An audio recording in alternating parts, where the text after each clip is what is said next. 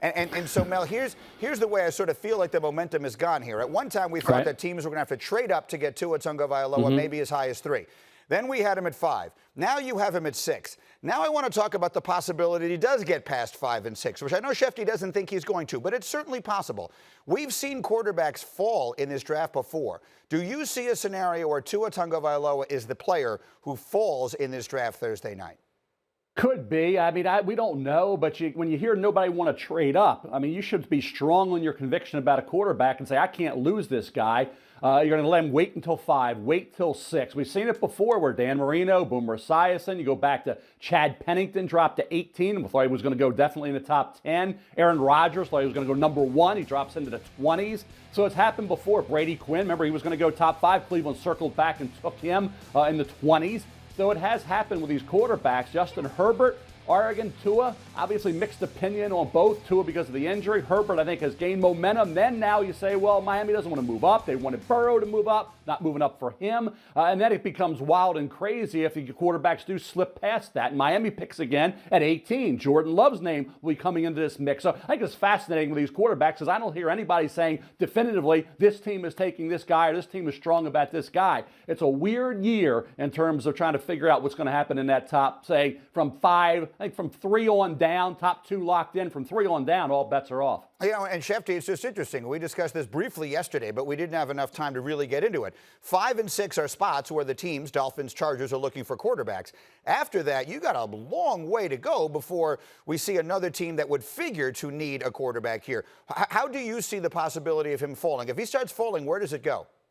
Well, again, I said yesterday, I'm going to repeat again. I don't believe Tua gets out of the top 10. I really don't believe that.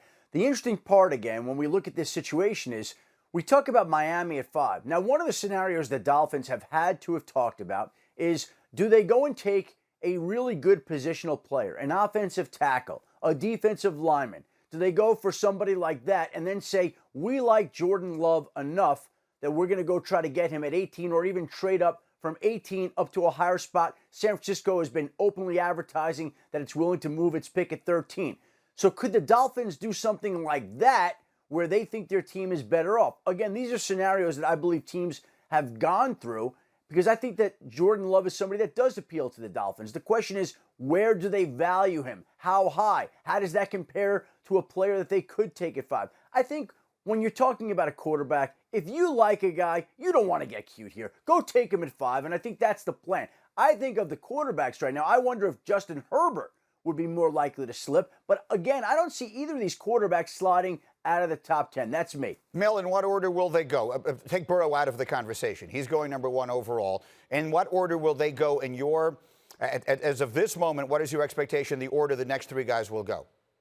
Herbert Tua is a push, really. You could flip them either way. Still got to believe Miami and the Chargers, but you don't know. You keep hearing they could, like Adam said, maybe go a different direction and circle back. But I got to go Herbert Tua, then Jordan Love after that.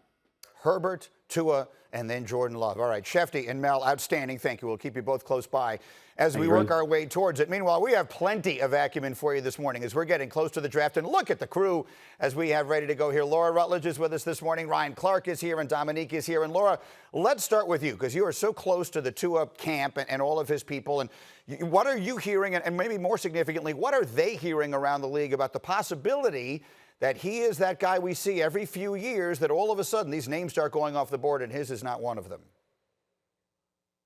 Yeah, I mean, I think it's important to keep perspective in all of this, and we're all kind of trying to do that. As you just heard Mel and Schefter talking about it, who knows what's actually going on here and how much of this is reality and how much of it is just other teams or maybe other agents trying to throw some things out there. That always happens closer to the draft, and we are in unprecedented times and a very weird year. So some of that could be going on, and that's the perspective that Tua right now is keeping. I mean, look, he's at home in Alabama with his family, just focusing on family time right now. He feels he's done every single thing possible that he can do to put himself out there and say, look, here's where I'm at right now. And One thing that I think is important, guys, this could be looked at as some sort of adversity or pre-draft adversity or whatever.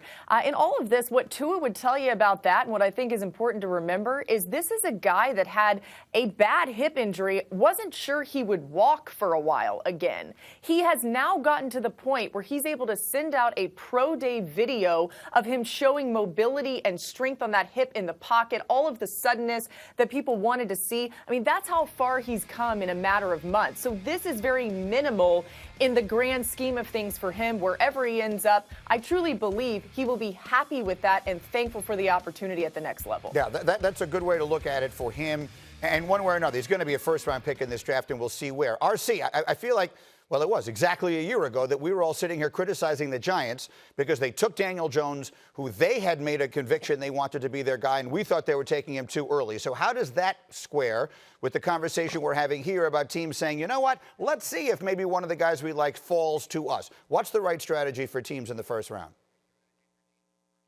I mean, I think the strategy is if you have a guy, you go get him. And I think Dave Gettleman, for all the jokes that I had in the draft last year, he had a guy and he stepped up and he took his friend. He said, you know what, this dude and me are going to have a relationship for a long time. I need to have him. And so if you believe Tua Tagovailoa is your quarterback of the future, you believe he's a franchise guy, a Drew Brees prototypical quarterback, then you have to take him. Stop waiting. Stop sitting around and saying we need to be safe. No, you need to win championships. And no quarterback in this draft has the sample size as large as Tua of being a great quarterback. We saw the mobility at the pro day. We know that he's coming along. He's been cleared by some world-renowned doctors.